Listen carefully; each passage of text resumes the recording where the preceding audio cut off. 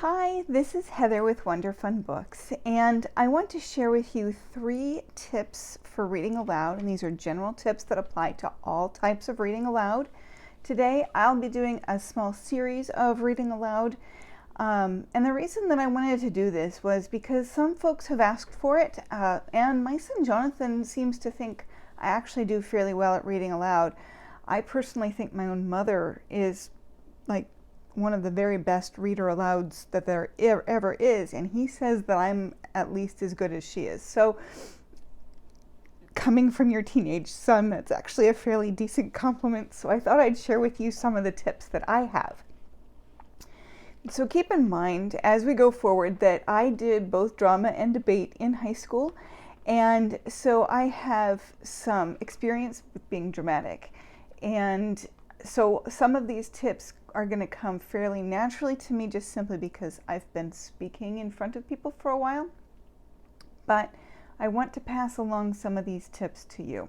So I'm going to be reading several small snippets from 4 different books and 4 different picture books this time. And I hope that this helps you.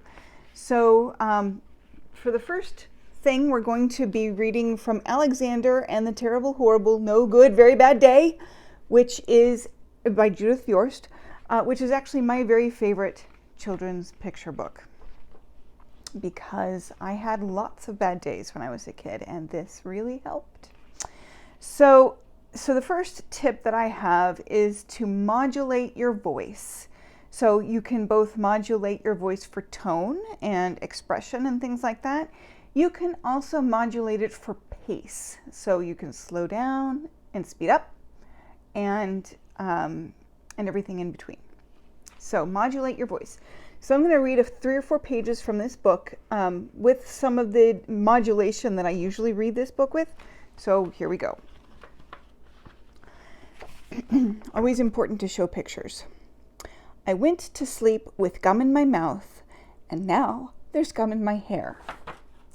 And when I got out of bed this morning, I tripped on the skateboard.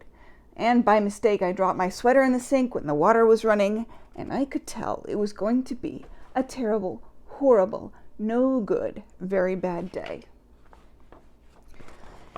In the carpool, Mrs. Gibson let Becky have a seat by the window. Audrey and Elliot got seats by the window, too. I said I was being scrunched. I said I was being smushed. I said, if I don't get a seat by the window, I'm going to be car sick. No one even answered. Skipping ahead a little bit. And again, these are showing off ways that you can modulate for speed as well. On the way downstairs, the elevator door closed on my foot. And while we were waiting for my mom to go get the car, Anthony made me fall where it was muddy. And then when I started crying because of the mud, Nick said I was a crybaby. And you turn the page. And while I was punching Nick for saying crybaby, my mom came back with the car and scolded me for being muddy and fighting. I am having a terrible, horrible, no good, very bad day, I said. No one even answered.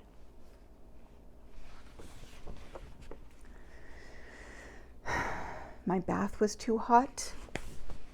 I got soap in my eyes. My marble went down the drain, and I had to wear my railroad train pajamas. I hate my railroad train pajamas. The cat wants to sleep with Anthony, not with me. It has been a terrible, horrible, no good, very bad day. My mom says some days are like that, even in Australia, which is where he wanted to move throughout the story. So that hopefully gives you an example of modulating tone, modulating for emotion, pace. And so the second tip that I have for you is to be silly. These are your children. If you're teaching, these are kids in your classroom. And guess what? Because they are your children, because they are kids in your classroom, they love you. There is almost nothing that you can do to engender goodwill from children than to be silly with them. And so I am going to show you this book, and I'm going to be very silly. I love this. I love reading aloud this book, Don't Let the Pigeon Drive the Bus, because I use a particular voice for the pigeon. And yeah, and so I enjoy reading it.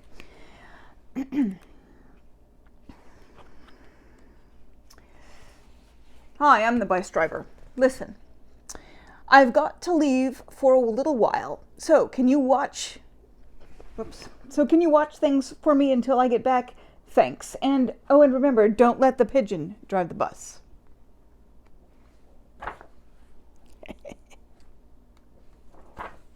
I thought he'd never leave.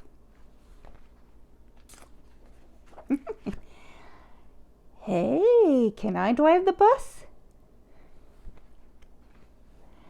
Please. I'll be careful.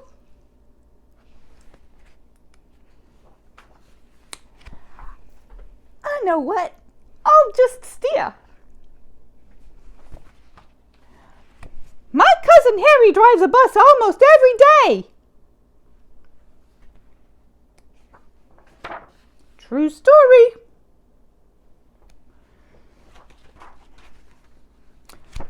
Vroom, vroom, vroom, vroom, vroom, vroom. Pigeon at the wheel. And then you go forward a few pages in here. Oh, actually, let me just read this part. No? I never get to do anything.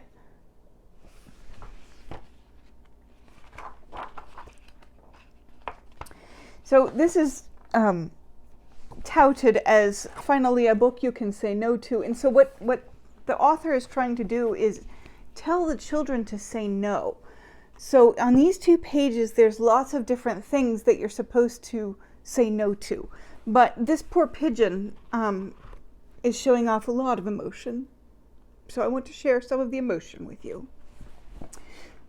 I'll be your best friend. How about I give you a $5? No fair! I bet your mom would let me. What's the problem? It's just a bus. I had dreams, you know. Fine. So, in other words, be silly. Your kids will love it. And everybody else will too. And then the third tip that I have for you, as much as you possibly can, even with books that don't necessarily call for it, use as much movement as you can, because kids really enjoy that. So, for example, so this one is I'm a Dirty Dinosaur, and it's by Janine Bryan and Ann James.